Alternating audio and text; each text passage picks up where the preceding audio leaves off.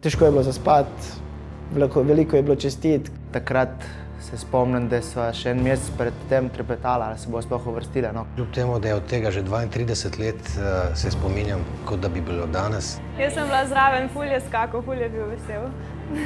Ja. To je bil zame pač en velik uspeh, oziroma to sem si želel že od nekdaj, da bi pač nastopil na olimpijskih igrah in takrat mi je prvič uspelo.